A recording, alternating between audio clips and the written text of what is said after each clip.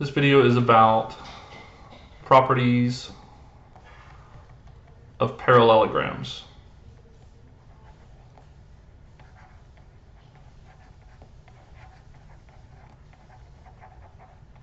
Remember, the previous video was about properties of polygons. So all the properties that apply to a polygon will also apply to a parallelogram. So the first thing we need to come up with is the definition of a parallelogram. So this is what a parallelogram looks like, and we'll label this parallelogram. It'll be A, B, C, D, and a parallelogram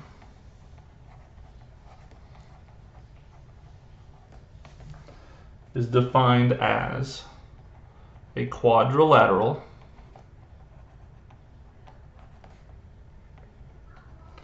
with two pairs of parallel sides.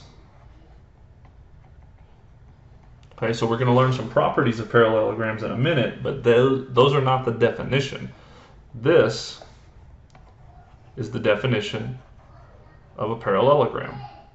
So if we have this quadrilateral here, A, B, C, D, and we want to show that it's a parallelogram, all we have to add to it are these arrows indicating that these opposite sides are parallel. So we would have that AB is parallel to CD, and BC is parallel to AD. So that is what it takes to make something a parallelogram. Now we're going to go through several properties. So if you look here, now I don't want you to write any of these unless you just want to. It's not necessary for you to write them. I'll show you a very shorthand way to write all of these. We have four properties here, and they all start out the same way. They all say if a quadrilateral is a parallelogram. See how all of them say that? So in the past, I've had you write down all these theorems and memorize them word for word, but we're starting to understand how this works a little better, and there's no reason to keep writing this stuff down. Okay? I've proved my point that you need to memorize it. So now, instead of saying if a quadrilateral is a parallelogram, we're just going to start out with the parallelogram symbol. So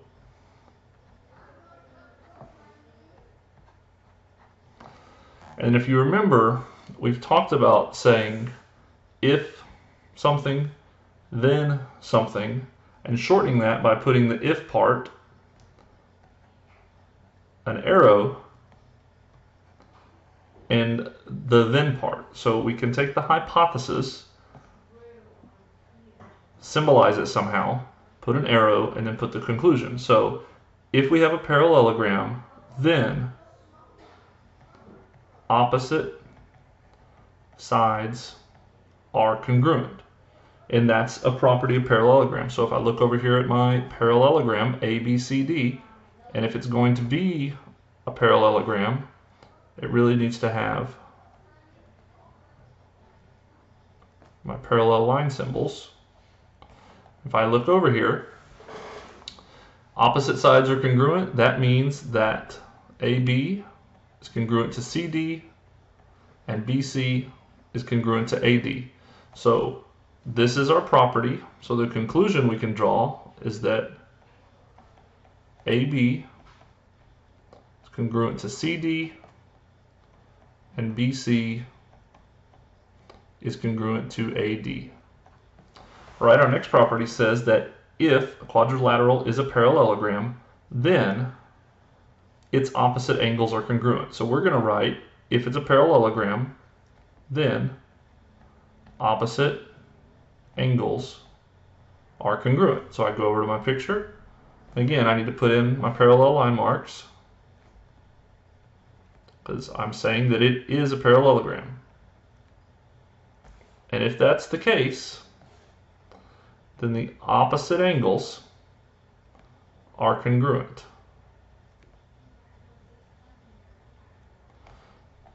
So our conclusion is that angle A is congruent to angle C, and angle B is congruent to angle D. So far so good. Come down to the next one, starts out the same exact way. If a quadrilateral is a parallelogram, then its consecutive angles are supplementary. So we'll shorten that up real short and say, if it's a parallelogram, then consecutive angles are supplementary. So let's add our parallel line mark. So we're telling everybody it is a parallelogram.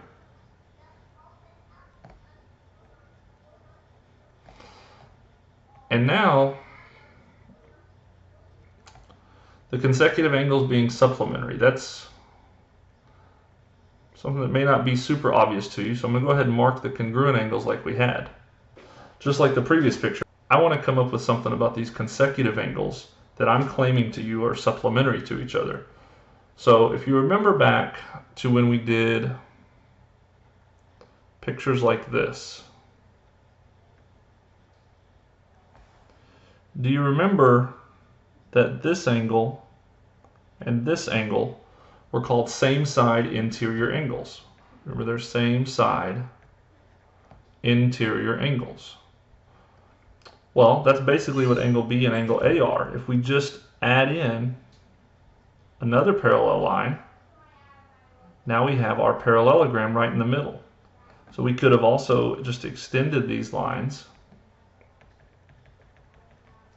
But either way, angle A and angle B are nothing more than same side interior angles from chapter 3.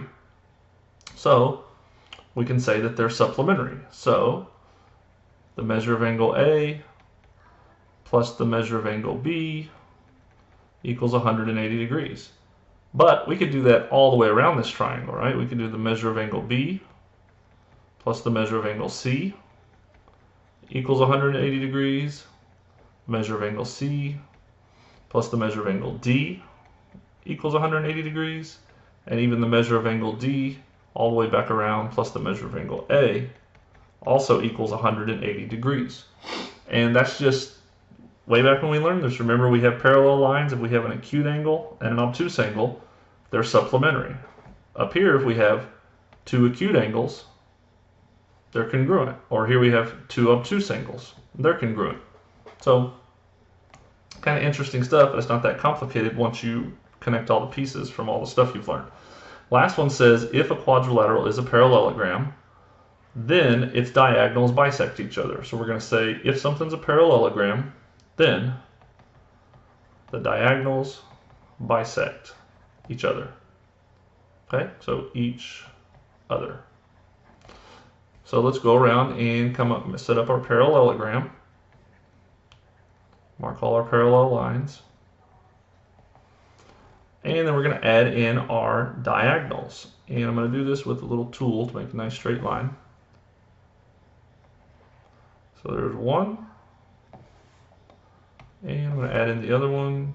All right, then I'm going to go around and I'm going to mark these things. So bisect means they're the same length. Now this blue one, these pieces aren't necessarily the same length as the other two pieces, so I'll mark them like that. And then we're going to need to put a point right here. So I'll call this point M because it's the midpoint of both of these diagonals. And our conclusion here is going to be that AM is congruent to CM and BM is congruent to DM. So these are four properties of parallelograms.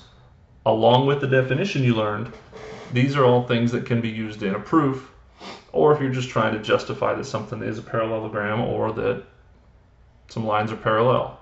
So we're going to do a quick example of the type of problem you may have to do. Here we have quadrilateral WXYZ is a parallelogram with W, -1, 1, X, -3, -2, and Y, 3, -1. What are the coordinates of Z? Z being the fourth point that we don't know its location. So the first thing to do anytime you get a bunch of points is to plot those points. So here is W, here is X, and here is y. Now I'll start to connect these points, and what happens a lot of times is people just turn this into a triangle, and that's because they're not really paying attention to what the problem's asking them. It's telling you that you have a parallelogram. So essentially, what I need to do is create another side over here and a side on up here to finish off my parallelogram. Real easy way to figure out how this works is think about what a parallelogram is. It has, remember, a parallelogram, the definition, has opposite sides parallel.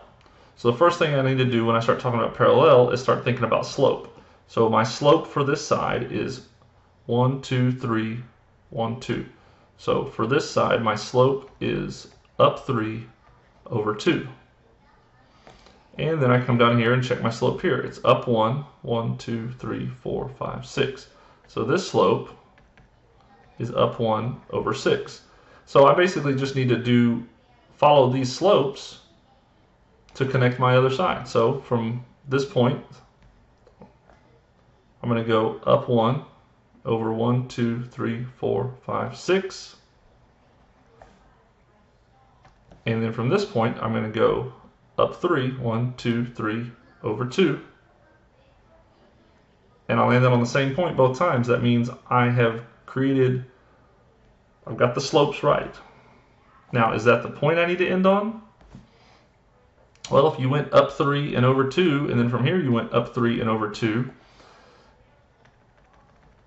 doesn't that mean that you've created a right triangle that is 2, 3, and then you don't know how long this side is, so you can do 2 squared plus 3 squared equals x squared, 4 plus 9, 13, so x equals the square root of 13.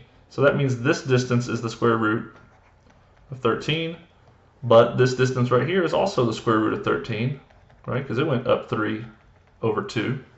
And we could do the same thing down here, but the point of this whole story is that that is the correct point. Connect it right here. Connect it right here.